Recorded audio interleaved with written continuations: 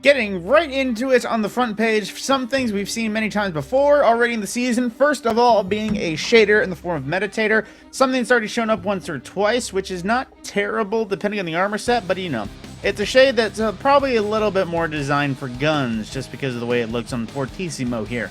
But then another transmat, which is pretty much purple Daito entrance, because, you know, they ran out of ideas. And then Solar Sails from Season 10, which was a kind of funky one, but I mean, it still looks pretty cool. Reminiscent of old Obi-Wan's, I forget which one it was, but it's that shit from Attack of the Clones that he had sails for in space. But then also Hold That Pose, which is pretty much the T-pose animation, motion capture one. If you just wish to T-pose on people, you can literally just start the emote and just go, you know, T-pose. Which, you know what, I'm getting that because T-posing. But on the same note, into Bright Dust. Now, a few options here. Now, let's see. Smashing Success for the shader. It's pretty much the watermelon shader back again. It's green and purple, so there you go.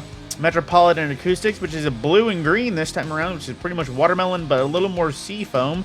But then into the next, Neopop Wave, which is for those that like to offend the eyes. Well, on my Hunter, it doesn't look half bad. The cloak is very shiny, but you know, in other words, it can look bad.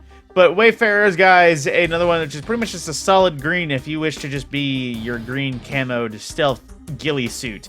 Now, for transmats going in, Taken Arrival, the transmat effect, a reflection effects if you want to look like Osiris popping out of the Infinite Forest, and Celebrate Newness, which is basically just fireworks. Now, into the important ones, the bug catching emote, which is basically you trying to get those buggerly Lucent moths, because, you know, they may only take one bullet, but they are impossible to hit. But I'm pretty sure it's this infinitely.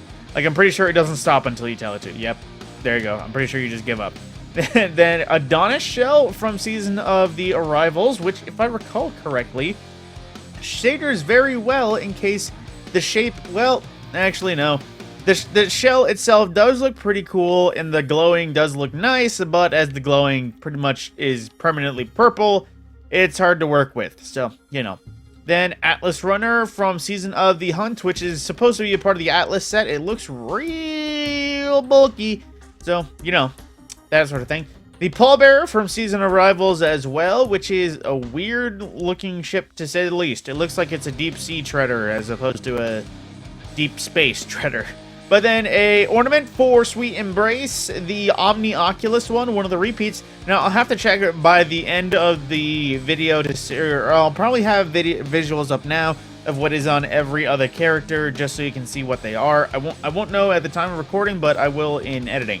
Then Standard Bearer from Season of Arrivals as well, which is pretty much classic Suros design, all the way back from the base model, kind of. It's an ornament to reminisce upon the original version, but not entirely being the original version. And very much lastly, an hourglass projection for whatever standards that an hourglass has in the season. With that, my name is Matt Scorpion. That is everything available for Bright Dust this week. And if you want it, get it now before next Tuesday, and I will see you in the next video.